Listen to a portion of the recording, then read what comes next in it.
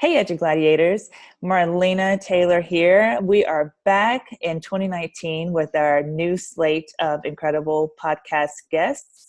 And I could not be more excited than to have not only just another warrior in the arena for kids, but also one that understands a critical piece of being a kid, which is the power of play. So let me introduce you to Michael J Heinz, and I just can't wait to share with you guys and let him share his story. So, Michael, if you'd like to say hello. Oh, sure. Hello. Thank you for allowing me to be on this wonderful podcast. And yeah, play is something that I'm extremely passionate about. So hopefully I won't bore people to death. And I'll talk about all the science behind it and why we need to do much more of it within our classrooms. Absolutely. Absolutely. So first question, hope you're ready for it. I'm ready. Let everyone know, Michael, how do you gladiate for kids? It's pretty simple, actually. I do three things. One is I have three core values that I think everybody knows because I make them very apparent and clear to everyone that I serve. First thing is kids first, and the reason or the way I go about that is I actually shadow kids. So I shadow kids for the full day, K through 12, and I do that once a year. And I think the easiest thing to do is to forget about what it's like to be a kid. So especially as an administrator and especially as a superintendent. So we need to put ourselves in the positions of kids so we can serve them much more, I want to say, effectively. So by taking time out of your day, I want to say at least 13 times out of the school year to shadow a student, you have to put kids first and your schedule second. And I want to tell you right now, that opportunity never gets old. I learn something new every single time I do it, and I'm physically exhausted after I do it. Go ahead. No joke. The second thing I do is I actually substitute for teachers as well, because I want to say as administrators, we forget what it's like to be in the classroom from that standpoint. So the way I advocate for teachers is to put myself in their position. You forget what it's like to write a lesson plan. You forget what it's like when someone observes you. You forget what it's like when it's in the middle of March and there are no days off and you're just exhausted. And so by putting myself in those positions at the elementary, middle, and high school, it allows me to have that perspective. I never want that to go away. And then the third one is parents. You know, it's important that we always understand and appreciate the perspective of parents, especially nowadays, as opposed to when I was in school back in the 70s and 80s, K through 12. And to value parents' input and to understand where they're coming from doesn't mean you'll always agree with them, but you need to understand those perspectives. So to really suspend judgment the best way we can, I feel taking those three things, it allows me to be the ultimate advocate and gladiator for my school district. I love it. Listeners, I hope that you wrote down those three things. And if not, definitely rewind back in this podcast, whether you're watching it on our YouTube channel or you're listening to it on one of the podcast platforms. Those are three huge key points. And I would like to jump back to, I think, point number 2, maybe, or was it point number 1 with the shadowing the kids? Point number 2? Yeah. Shadowing the kids. That was number 1, but it feels like number 2 because it was a very long answer. No, you're fine. I'm just trying to soak it all in, and like my fingers are typing furiously on my phone right now to get it all down. But how did you start? Tell me about the start of shadowing kids, because I think that's an important piece. Yeah, it really is. I started doing that when I was a principal. Oh gosh, well over 10 years ago. So as an elementary principal, it was important for me to understand the building, all the different nuances. And so I didn't just shadow students when I was a principal, but I shadowed what it's like to work in the kitchen, what it's like to work on the bus, what it's like to all those different positions within a school. So I wanted to understand the system from a much deeper standpoint, again, to make better decisions. When I became a superintendent, I wanted to follow suit and I wanted to do the same thing. And I've been doing it for years. And to be honest with you, it really allows me to understand the impact of decisions that are made. the reason why to segue into play, the reason why we doubled recess from 20 minutes to 40 minutes in the school district I'm in right now, and have a 40-minute lunch. So we have 40 minutes of recess and a 40-minute lunch block Wow. back Wow. to back. It's 80 minutes where adults get out of the kids' way, right? But I wouldn't have done that unless I started with third grade. And so initially it was 20 minutes. We went outside, we went to go play kickball. By the time you get out there, you pick the teams, they blew the whistle, and it was time to come back in. And I was just as angry as the kids were. I'm like, what do you mean we just got out here? We didn't even get to kick the ball. So when you see it from that perspective and you understand it, and then you start digging deeper and you understand the research and how important it is for kids to play, or anything else that you're doing when you're shadowing kids, it allows you to speak almost as a resident expert, when it comes to those things, and to really articulate why it is so important for kids to have this time. So I've been very fortunate where the teachers don't get freaked out when I'm shadowing kids, because sometimes if the superintendent's hanging out with a child all day in a classroom, they're probably going, well, what are they writing down about me, and how are they observing me? Are they going to use it against me? And Sure. you have to build a lot of trust. You have to do a whole bunch of things before you do it. And again, I've been very fortunate. That's awesome. I only know of, not that I know everyone in the world of education in this arena, but just in my close circle of PLN, I only have truly one leader that also shadows kids, Neil Gupta, in Columbus, Ohio. And he talks about the power of that in our PLN and our Boxer groups and things like that. And I think he heard about it and he wasn't quite sure how to start doing it. So he just did it, picked someone and followed them through the day. And he says many of the same things that you're saying right now. He has perspective now from the student instead of perspective from just a managerial, and he's a middle school guy, managerial scheduling, master scheduling piece there. So if one were to start, wanting to start shadowing, sure, what would be the first couple of things that they would need to do? And then we're going to jump into play.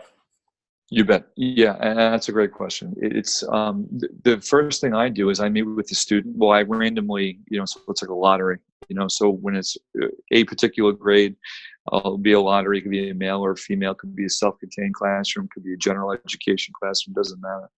Whoever that student is, I ask the parents to come meet me with the student, and I'll say, listen, this is what I'm looking to do. This is what the day is going to look like. My goal is to not embarrass you. I actually dress down, so I'll dress in jeans and a shirt, and I'll try to look like I'm whatever age I'm shadowing.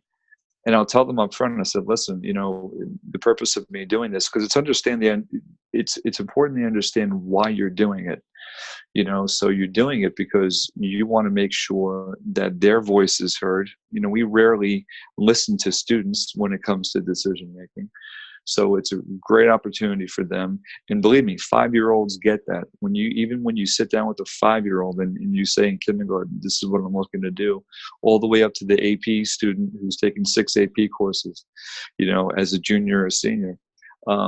If they understand the purpose and you sit down for a 15-minute conversation, it's more of a dialogue. And then my last question is, are you okay with me doing this? Are you comfortable with me doing it?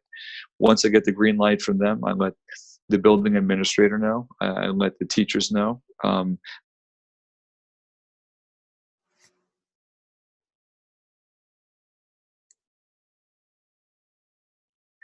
Usually I go to the classroom. They don't have to come to my office because that can be scary for a lot of people.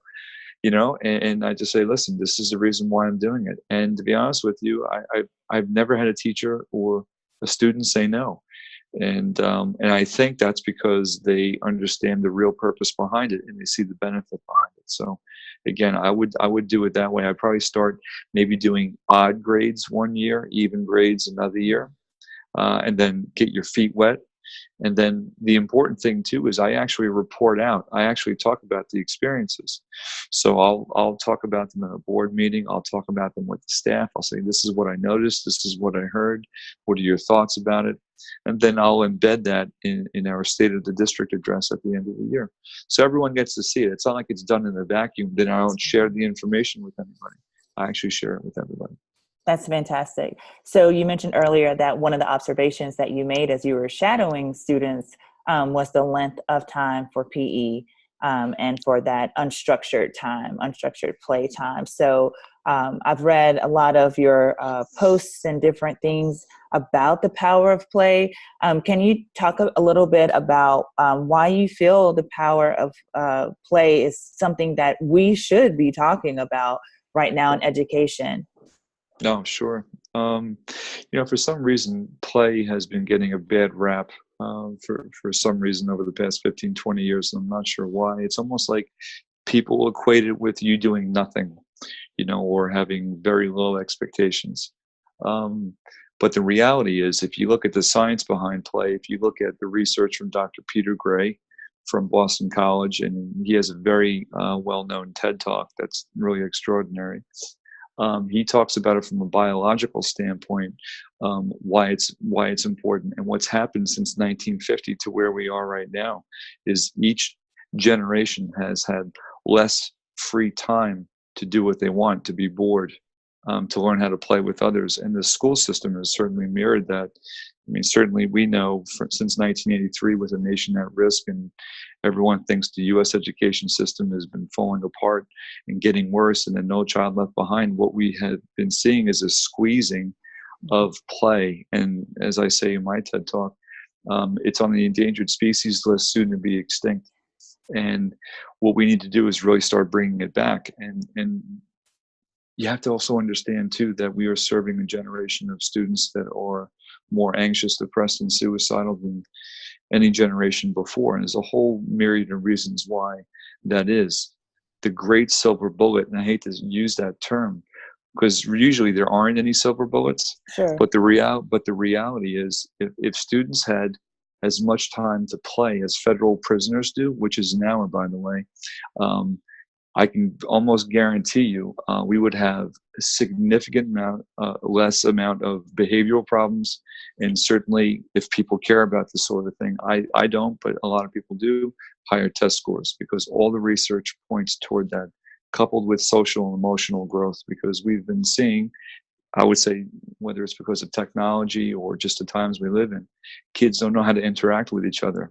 And with executive functioning skills, when they're playing, they learn how to navigate, they learn how to take turns, they learn how, if things don't go their way, how to deal with those sort of things. And kids have lost that opportunity over many, many years. And it's time we bring it back. And it's very easy to do, and it doesn't cost any money. Absolutely. Preaching to the choir and keep preaching. I love that. I was sharing with, we were talking about in a restorative justice PLN group that I participate in. We were talking about punishments and how, and consequences and how effective are they. And one of the things that our group definitely agreed on is that is so frustrating and just wrong when teachers take a kid's recess time to as a consequence for a behavior, and those are the ones that need that recess time the most. So True. What are your thoughts about just not only not having enough recess time, but when we're weaponizing the resource time? No doubt. So, well, the first thing is, for me, is I believe play is just as important and recess as anything that's taking place in the classroom teaching content. So I want to be very clear about that. And I say to teachers, at least when we move in this direction, I would never tell you to not teach a kid ELA, math, or science, to never pull them out of that particular class. So why do you think you can pull them out of recess? Because I think the bottom line is there should be no hierarchy when it comes to content areas, when it comes to the arts, the humanities, and certainly when it comes to physical education. Physical education gets such a bad rap. There are some people who just think they're playing kickball or they're shooting hoops or whatever. But let me tell you something. Physical education, to me, if done the proper way, is just as important as any AP class that's taught at the high school. And it's the same thing for recess. For recess, because teachers think it's the only leverage point they have. If kids don't do their homework, well, we're going to hold you for 10, 15 minutes of recess. Well, I would say you would never withhold them from 15 minutes of a math lesson. And you have to figure out a different way. If you want to hold, let's say, a child accountable, it'll never be through recess or play. And at first, I would say probably less than 5%, 10% of the teachers, didn't buy into it. But I have to be honest with you, once we moved to the model of 40 minutes of recess and then playtime during the day, and what I mean by playtime, I mean where adults get out of the way and it's all directed by students, they saw a decrease of behaviors, unwanted behaviors, discipline referrals by 50%. 50. Wow. And so the bottom line is, if you trust the process and you trust the research and you actually test drive it and you see what it's like, you're never going to do that again. So that's kind of where we are right now. And it's not just us. I mean, you see all these different school districts in Texas and everywhere else across the United States that has looked to increase recess, do the complete opposite, and they're getting the same results. So it's not just, it's not just happening in one place, it's happening all over in pockets. The question is leadership strong enough to take that chance and take that journey with the community?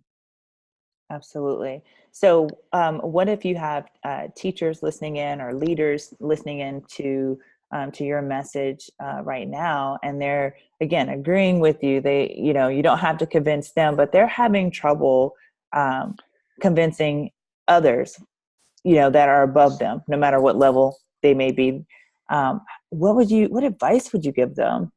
Yeah, it's hard. It's one of the hardest things. We had Sir Ken Robinson come out to Mm-hmm. speak to our school district a couple of months ago, and the same question was really asked of him, as far as, they're like, well, we really like your message, Sir Ken, but how do you scale that up? Like, how do you bring that in a much higher place? And his answer was pretty profound. And usually the most simple ones are the most profound.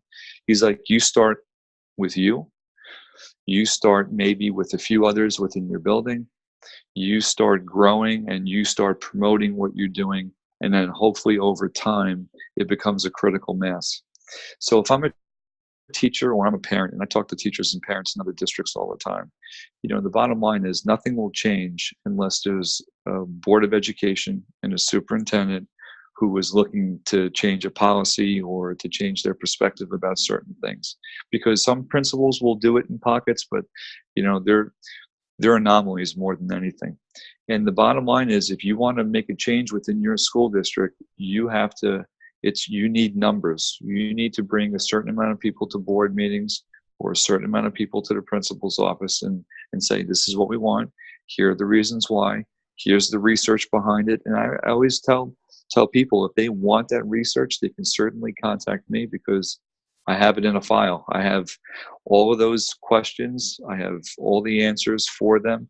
All they have to do is email me. I send it to them. It's almost like a startup kit as far as how to try to move it forward, either within your district or within your community. So for any of your listeners who would like that, I'd be more than happy to send it to them. Thank you. And if they, how would they get in contact with you? We normally take care of that at the end, and we still will, but I think this is such a great point to share as well. How would they get in touch with you? Sure. What they can do, if they'd like to, I have a Twitter handle, so they can either follow me on Twitter, or if you want, maybe with a link here, you can leave my email address at the bottom. They can certainly email me there, and then I can respond accordingly. A lot of the research that I have for them to use, I mean, the CDC, for goodness sake, over the past 3 years have 2 different reports that they can use. And actually one of them has to do with the school and how they can roll it out within a particular school district. So listen, if the CDC has mountains of research and all the other things that I have, it's almost, people look foolish when they say they don't want to do it, because all the research points to why you should do it. And usually, it's like whenever you want to try to move something forward, people say, here are the top 10 reasons why you can't, right? And it's like the Dead Sea Scroll. The Dead Sea Scroll list rolls out, and it's like, 2 miles long. Well, what I try to do is to give them enough answers and enough ammunition where they can respond accordingly. I like that. I remember, not to age myself, because you may not know this, Michael, very well, but I'm 28 forever. Like, that's my thing. I'm 28. My middle school students, when I was a principal, even came up with that hashtag 28 forever. So That's great. But when I was in school, when I was in elementary in Louisiana, where I'm from, we had half-day kindergarten. Mm-hmm. And then even as we transitioned to first grade being full day throughout elementary, we had 2 recesses. So you had about 20 minutes, you had a morning recess, and then you had an afternoon recess. And here you are. And here I am, right? Half day, right? And so jumping into education and having my own children and moving away from Louisiana, being in a different state, it was very shocking to me that their first experience in kindergarten was, first of all day long. And then the amount of play, and how it was, we're incorporating in the class. We have stations, which I love stations, don't get me wrong. Sure. But I have boys, so I need them to be outside. And even if I have girls, I would say the same thing. I need them to work off some of that 5-year-old, 6-year-old energy that I can't bottle up and take right now. No, there is no doubt. Isn't that amazing? Because you're 100% accurate. At least in New York, most kindergartens up until probably 15, 17 years ago were half-day kindergartens too. And, but now kindergarten's first grade. Right? Exactly. Now, first grade is second or third grade, depending on where you are, which is really a travesty, because I think a lot of educators don't understand developmentally, Piaget, Erickson, they don't understand developmental stages. They either took one course and they forgot who they are. But we have forgotten as educators where kids are and where to meet them. And it's really, it's critical to think that play isn't an important part, especially at the primary levels. Sure. And listen, you look at Waldorf schools, Montessori schools, you look at what they do in Finland. I just came back from Finland, as you know. Yes. And the school day is shorter. It's only 4 hours long. And they have 4 breaks for the kids throughout the day. Wow. So the day is shorter. They have 4 breaks for kids. And if you care about test scores, I'm not saying you, but the listeners, if they do, Finland's usually in the top 4, top 5 internationally as far as being the top, educational systems in the world. And so it's time that we actually just take a pause and look at best practices, universal best practices. And it's not it's not rocket science. I mean, that's the thing that drives me crazy. It's just not. It's not. As we say in Louisiana, you just have to use your common sense with your common sense. Right? Like, you just have to. Well, I really have enjoyed our conversation, and clearly you are very passionate about kids and how they learn, how they understand. What compelled you to become an educator to begin with? I think the number one thing for most of us who are educators is that we just want to serve. We want to serve others. So having a service mentality, initially I wanted to be a psychologist. Clearly that didn't work out. So that's why I have a beard. But being an educator, I was first an elementary school teacher, and those are my fondest moments as a former student was at the elementary level. So I just wanted to give back to my community, and I'm very fortunate to have that opportunity. But it's about serving and having kids reach their potential and finding out where their talents are before it's too late, because a lot of kids don't know what they're good at, and they have no idea how good they can be at something while they are in school for 13 years. So my job as a teacher was to make sure they knew what that was. Sure. My kindergarten teacher, her name was Miss Graham. She gave the best hugs, and she was soft and cuddly, and there was a lot of Miss Graham, and we just loved it. She would just bring us in and hop on the floor and read with us in carpet time. And from that moment, I felt like school should always be fun like this. Like, everyone deserves a Miss Graham, that was quick to smile and quick to hug, and also hold you accountable to make sure you learn and you're polite and you did all the things that you need to do to be good at school. But it was so much deeper than that. So I've gone through life thinking thinking through that with my instruction as a teacher, even my leadership. How can we make sure people have more Miss Grahams and they have that experience?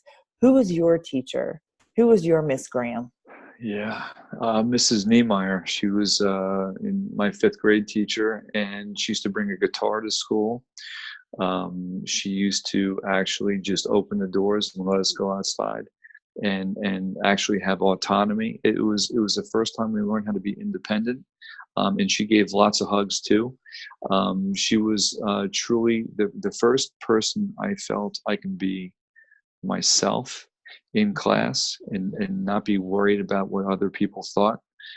She actually loved the fact that people were different and unique, and she pointed out their uniqueness, and you didn't feel so just worried about what that was, because you know what's happening in Sure. fourth, fifth, sixth grade. You start Sure. freaking out about how different you are. Yeah. And she really brought that to the forefront. But her musical sense, as far as making school fun, I haven't forgotten her this day. Actually, the first day I got my teaching job, I actually reached out to her and told her. And you know, as you can imagine, what that's like, right? Sure. For being an educator, if someone did that to you or I'd probably start crying. Yeah. And that's what she did, and understandably so, because sometimes you don't know the impact you have until 20 years later, 25 years later. So that's she's a beautiful woman. It takes time for change. No And doubt. and so I agree with you. Sometimes it's much later when we get to see the change or impact that we've made in children's lives. So I have a fun question for you. Over the holidays with my family, and it doesn't matter that my boys are taller and bigger and can pick me up now, that they're young men, but they still love their superheroes, and so do I. So we went to go see Aquaman, and it was fantastic. Who's your favorite superhero and why? I would say it's funny. I used to love superheroes a lot, actually. So I would say Spider-Man. Okay. Spider-Man's my favorite because he was in high school. He was scrawny. He was a little nerdy. But what a lot of people didn't know was that he was out there saving people. And in many ways, I'm pretty quiet, I'm relatively nerdy, but I think my job is to help people and to try to go as unnoticed as possible. But by far, he was my favorite growing up, and I think because he was supposed to be young when he was doing what he was doing, really resonated with me. So yeah, superheroes.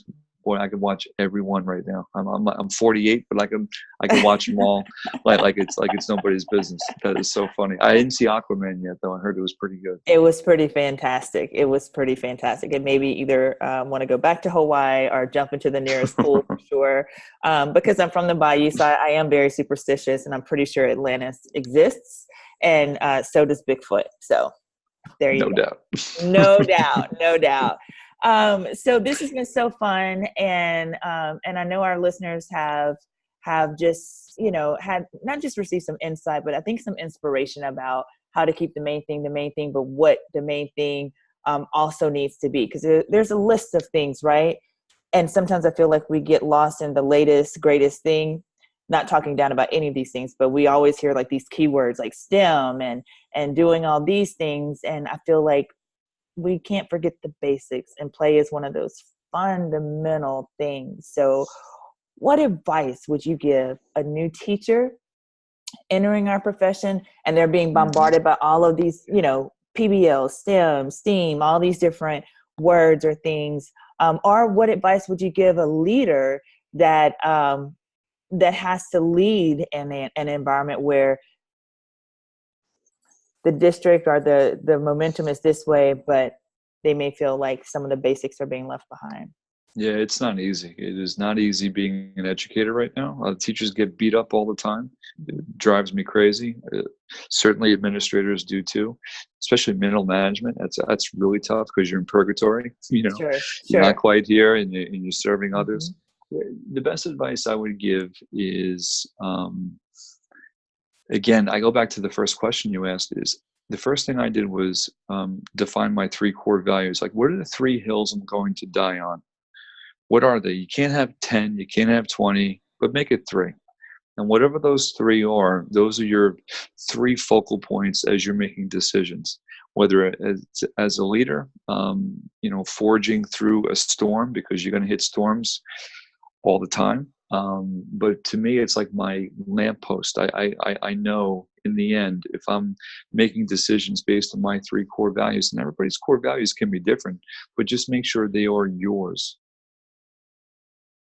And I would first do that, because you know what happens after 15, 20 years in, sometimes, or even 25 years, I'm getting closer to that, is that you forget why you went into this whole thing of helping kids and serving kids. Like you forget.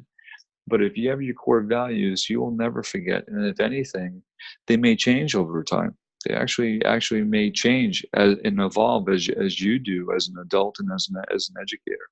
But that's the first thing I would do, because many of us forget the purpose of education, and we forget the reason why we're here. So I always think it's good to revisit that and to define what that is. I love that. Michael, this has been such a treat for me to hear your story, hear what you're passionate about.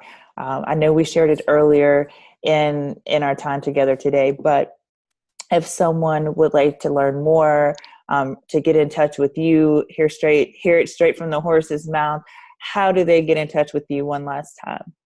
Sure. There's a couple things they can do. I actually have a YouTube channel that I'm trying to pull up. Of course, I always forget the name of it. Okay. It's called Whole Child Education with Dr. Michael Heinz.